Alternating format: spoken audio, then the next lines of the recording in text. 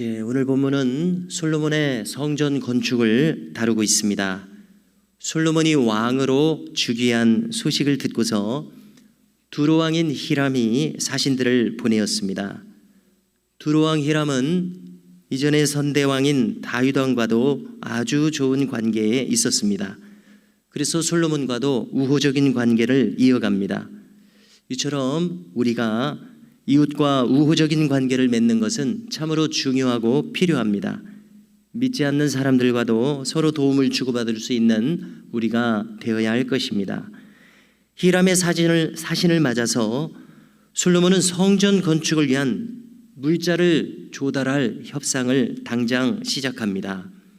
그는 다윗 시대에 성전을 짓지 못하였던 그 결정적인 이유를 설명하고 이제 자신의 시대에 성전을 건축해야 할 그 당위성과 그 구체적인 계획을 세세히 설명을 해줍니다. 분명한 목적과 계획을 밝히는 모습을 보면서 히람도 적극적으로 협조할 뜻을 밝힙니다. 이것은 상생의 의미가 있습니다. 솔로몬이 필요로 한 것은 백향목과 잣나무 등의 목재들입니다. 히람이 필요로 한 것은 식량 조달입니다. 이렇게 해서 서로에게 없는 것, 부족한 것을 공급할 수 있는 서로에게 기쁨이 되는 무역 관계를 맺게 됩니다. 그래서 국제 관계에서 상호의 이익을 보는 그런 좋은 우호적인 관계를 세우게 됩니다.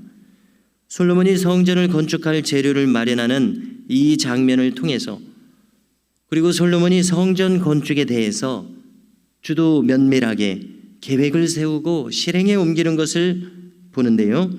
이렇게 물자를 마련하고 기술자를 조달하며 역군을 충분히 세우는 이 계획적인 모습을 보게 됩니다. 또 이 역군을 운영하는 데 있어서도 한 달은 레바논에 가서 일을 하게 만들지만은 두 달은 역군들이 집에서 쉬면서 자기 일도 보도록 배려를 해줍니다. 이처럼 솔로몬은 성전 건축을 이루기 위해서 합리적인 방법으로 모든 필요한 계획을 세워서 착착 진행해 나갑니다.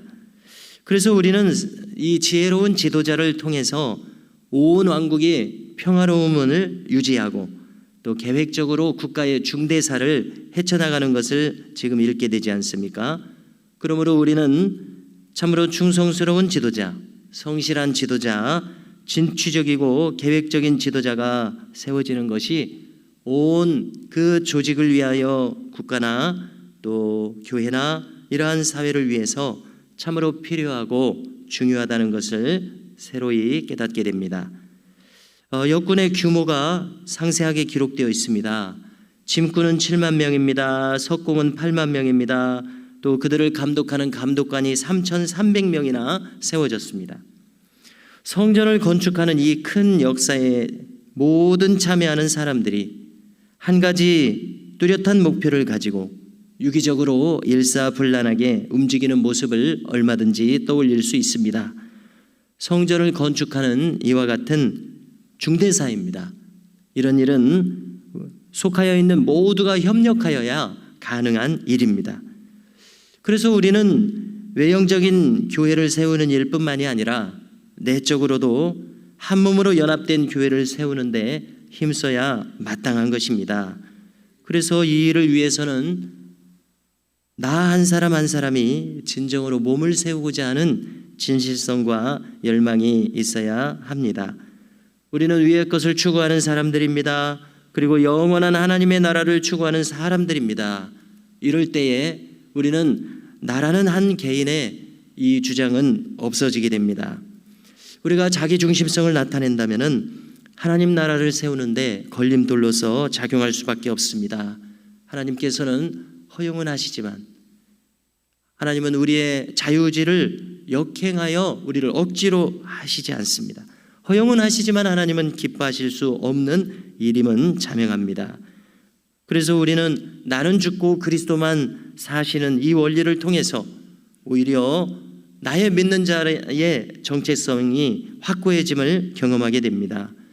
내가 완전히 녹아져서 하나님께 속하게 되면서도 동시에 나는 가장 온전한 생명력을 가지게 되는 바로 이 점이 놀라운 신앙의 신비입니다. 역설적인 진리입니다. 나는 죽고 그리스도만 살게 되었지만 오히려 나의 믿는 자의 정체성이 뚜렷해지더라는 이야기입니다. 오늘 말씀은 무엇보다도 이 연합의 원리를 잘 말씀해 주고 있습니다. 몸을 위하여 나 자신을 이 몸을 위하여 드림으로 연합할 줄 아는 성품, 이것은 믿는 자가 가져야 될 꼭 필요한 성품입니다. 이와 같은 성품을 가지기 위해서는 겸손한 마음을 가져야 합니다. 주님을 닮은 마음입니다. 이처럼 우리는 평생 주의 전을 위해서 연합할 수 있는 충성된 종으로서 우리가 나타나야 할 것입니다. 마지막으로 다시금 오늘 말씀 중에 중요한 점이라고 생각되는 부분을 새겨보면요, 솔로몬 왕은 지혜롭게 충성을 다하고 있습니다. 그런 왕국을 위해서 집중하여 헌신하고 있습니다. 구체적으로 아버지 다윗 왕의 유지로 그가 부여받은 성전 건축이라고 하는 막대한 과업을 위해서 최선을 다하고 있는 모습이죠. 충성되게 계획하며 헌신하고 차질 없이 진행하고자 하는 그러한 모습을 우리가 오늘 본문을 통해서 보게 됩니다. 우리도 이와 같이 솔로몬처럼 우리에게 맡기움 받은 모든 일들을 충성스럽게 감당하여 하나님 나라를 세우는 데 일익을 감당하고 또 하나님께 기쁨이 되는 놀라운 믿음의 삶이 우리 가운데 펼쳐질 수 있기를 주님의 이름으로 축복합니다.